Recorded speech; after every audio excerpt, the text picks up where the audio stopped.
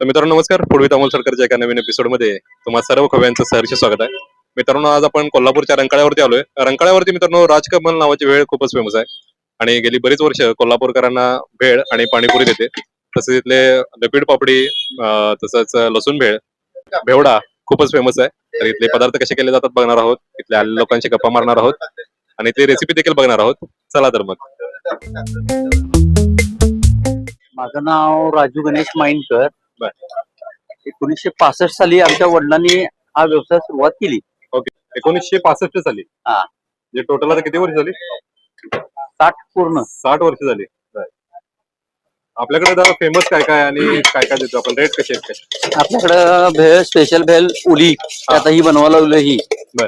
त्याच्यानंतर घेवडा मिक्सर एक आहे. बर. लिक्विड पापडी एक आहे. ओके. लसूण भेळ एक आहे. बर. आणि टाइमपास एक आहे. ओके. जास्त करून काय जाते आपल्या इथं? लिक्विड पापडी, टाइमपास ओके. आणि बेवडा हे तिन्ही आयटम जास्त जाणारच आहे. स्पेशल बेल ओली आहे की नाही, हा रेग्युलर सरसकट सगळे जास्त जाणार. Okay okay. तर त्याच्यानंतर बेवडा, लिक्विड पापडी. ओके. आता ही लसूण भेळ बनवा लावलंय. लसूण भेळ बनवतो आपण. ओके. भडंग, शेव आणि पापडी टाकलेले.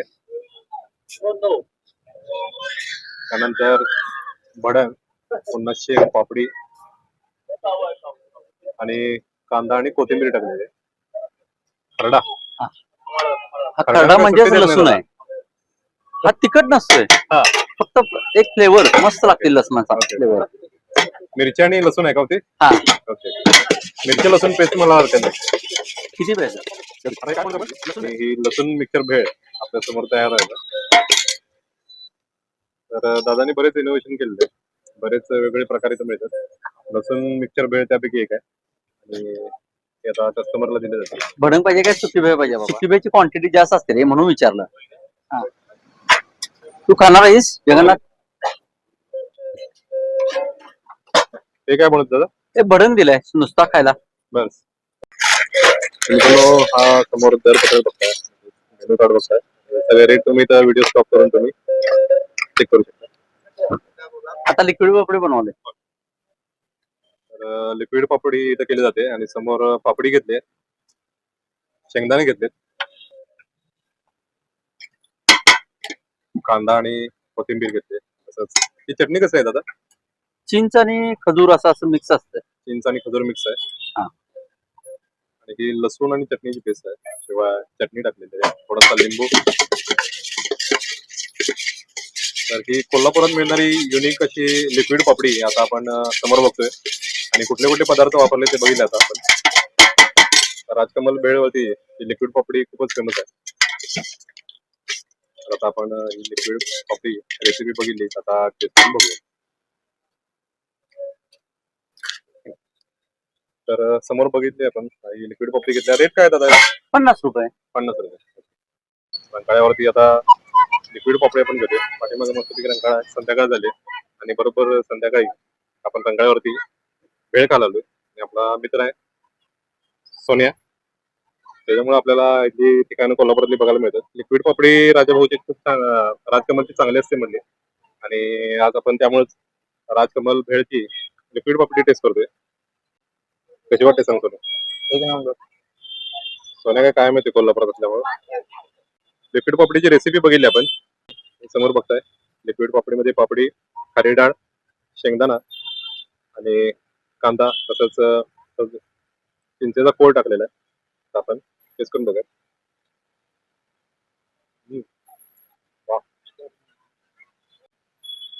पापडी अतिशय सॉफ्ट आहे, त्यामुळे एक जबरदस्त चव त्या लिक्विड पापडीला आलते. आणि स्पेशली कोल्हापूरमध्ये अशी कागदामध्ये भेळ बांधून दिली जाते. भेळ असू दे, लिक्विड पापडी असू दे, आणि असा कागदाचा चमचा असतो, बरोबर ना? आतमध्ये चांगली गावामध्ये कुठं चमचा वगैरे देतात? चमचा प्लेट पूर्ण कोल्हापुरामध्ये असंच कागद आणि असा कुठ्याचा चमचा भारी का नाही मित्रांनो? कोल्हापूरमध्ये आल्यानंतर असं का म्हणून विचारू नका, कारण अशीच पद्धत आहे इथं कोल्हापूरमध्ये. बरीच वर्ष आता मी भेळ खातोय, तर असेच पुठ्याचा चमचा आणि कागदाची प्लेट असते. वा,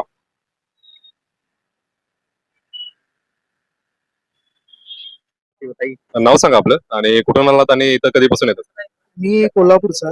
मी 15 वर्ष कोल्हापूरमध्ये राहतो आणि तुमचे व्हिडिओ मी कंटिन्यूस बघतो. माझे घरचे आणि ते सगळे कंटिन्यूस बघतो. दंदली खाता का तुम्ही? तर आणि इथे मी भेट जवळजवळ 20 वर्ष खातो. 20 वर्ष. 20 वर्ष अजूनही इथंच होतो. मला बाकी कुठे वेळ नाही. लागणार पण नाही तुम्हाला, काळजीच करू नका. तर असंच आहे, देतो वेळ दंदली. एकदम बेस्ट आहे. व्हिडिओ करत राहा, मस्त वाटतं मला.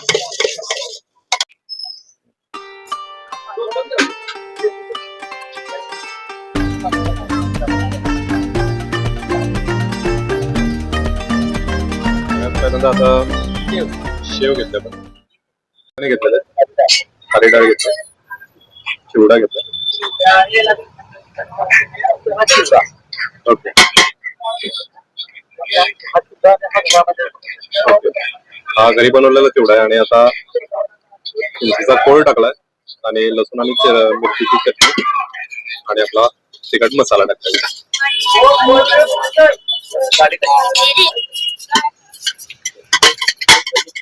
तर मित्रांनो, कोल्हापूरचा बेवडा म्हणून जो पदार्थ आहे तो आता आपण टेस्ट करतोय. आणि हा आपला बेवडा आपल्या समोर आता तयार आहे. बेवडा दादा नाव युनिक वाटते, काय काय असेल? खरडा भेळ म्हणायची. तर हा स्नॅकला जास्त आयटम द्यायला लागला. मग ते भेळचं भेळ झालं. बेवडा म्हणजे बेवडा. पहिला काय म्हणायचं? सारडा. सारडा. मित्रांनो, हा आपला बेवडा आपल्या समोर तयार आहे आणि आता आपण तुझा चमचा आणलाय रे. तुझा चमचा आणलाय म्हटलं. तर मित्रांनो, राजकमल भेळची आता आपण लिक्विड पापडी बघितली आणि समोर बेवडा समोर आपल्या आहे आता. त्याची स्टोरी विचारली. बेवडा हे नाव युनिक वाटते आणि चांगलीच कुठे मिळत नाही. इतर कुठे मिळते का माहित नाही, पण कोल्हापूरमध्ये बेवडा मिळतो. तर पूर्वी सारडा नावाचा एक स्नॅक वापरला जायचा आणि सचं नंतर भ झालं आणि ते बेवडा असं त्याचं नामांतर झालं, असं दादांनी आता आपल्याला सांगितलं. तर कुणाला याबद्दल जास्त माहिती असेल तर आम्हाला कळवा. आणि समोर आता आपण बघतो ही बेवडा जे आहे तो आता टेस्ट करून बघूयात. तर सांगलीत आमच्या कुठे मिळत नाही सोन्या, पण इथं कोल्हापुरात मात्र मिळतोय. तर ह्यामध्ये काय काय वापरलं ते आता आपण रेसिपी मध्ये बघितलंच आणि याची चव मात्र आता मी तुम्हाला सांगणार आहे कशी आहे ती. चांगले ना?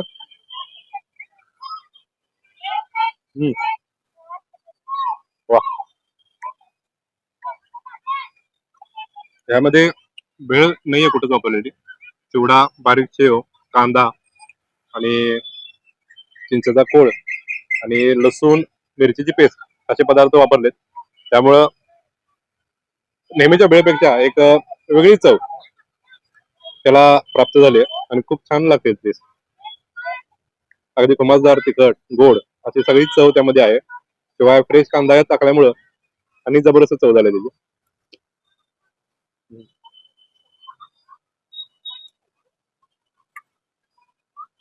दादांनी आपल्याला सांगितलं की असं असं सारडाचं बेवडामध्ये रूपांतर झालं, पण साधारण भेळ काढून तर चिवडा आहे, तर चिवड्याला भेळचं स्वरूप प्राप्त झाल्यामुळं चिवड्याच्या ऐवजी बेवडा असं नाव झालं असं मला वाटतं बरं का. खरं कारण मला माहित नाही. भेळचा चिवड्याचा बेवडा झाला भेळची त्याला ट्रीटमेंट दिल्यामुळे फक्त, असं मला वाटत होतं आतापर्यंत. पण दादांनी सांगितलं मला. कोल्हापूरकरांना जर काही माहित असेल, याबद्दल जास्त माहिती असेल, कारण हा पदार्थ युनिक आहे, इथंच मिळतो तुमच्या कोल्हापूरमध्ये, त्यामुळे मला जरा कॉमेंट करून कळवा की नक्की स्टोरी काय आहे की त्याच्यामध्ये स्टोरी काय आहे ती. राजकमल भेळा एक युनिक टेस्ट कशाच आहे तर लसणाचा फ्लेवर जो होतो ना तो स्ट्रॉंग आहे जास्त. त्यामध्ये लसणाची आणि मिरचीची पेस्ट टाकली आहे. तू म्हणत होतास की भेळ तिखट आहे, पण मला तिखट नाही वाटली एवढी. भेळ करायची पद्धत वेगवेगळी जे सांगतात हम्म. ते तिखट करा म्हणतात, त्यात जास्त तिखट असतं. ओके, म्हणजे समजा तिखट पाहिजे म्हटली तर मग तिखट करून देतात, तिखट करून खरडा घालतात का त्यात? ठेवणार. सगळ्यात जास्त भेळ तिखट कुठली तर राजकमलची भेळ असं कोणा सांगत होता. आणि त्यामुळे किती तिखट असते बघायला येऊया म्हटलं आपण, आपल्याला सहन झाली तर खाऊया म्हटलं. पण तिखट नाही आहे भेळ, अगदी लहानांपासून मोठ्यांपर्यंत इझिली खाऊ शकतील अशी आहेत. पण जसं सोन्या म्हणतोय तसं की जर एक्स्ट्रा तिखट जर कोणाला पाहिजे असेल तर राजकमल वाले जे आहेत ते तुम्हाला अजून तिखट भेळ करून देतात. शिवाय मिरची तर असतेच त्यामध्ये. जबरदस्त आहे. त्यात ही मिरची पण दिली उकडलेली. वा. मिरचीचा पण एकदम फ्लेवर जबरदस्त आहे.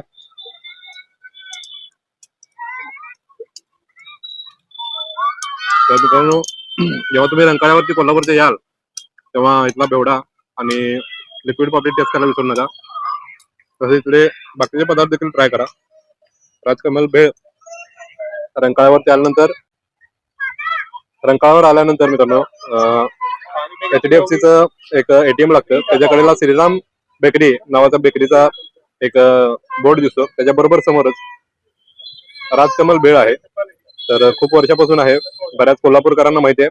कोणाला विचारलं तरी ते नक्की तुम्हाला सांगतील. अगदी तिथं आणून देखील तुम्हाला सोडतील, कारण राजकमल भेळ इतकी फेमस आहे. तर मित्रांनो, या कोल्हापूरला आल्यानंतर ही भेळ टेस्ट करा. भेटूयात अशाच एका सुंदर व्हिडिओ मध्ये. तोपर्यंत राम राम. तर रंकाळ्यावरती मित्रांनो प्रियदर्शनी नावाचा वडा आहे, तो पण आपण बघूयात. आता भेळ संपत आली आपली. कॅमेरामॅनना पण भेळ द्यायची आहे. तर व्हिडिओ आम्ही संपवतो आणि भेटूयात पुन्हा एका अशाच नवीन व्हिडिओ मध्ये.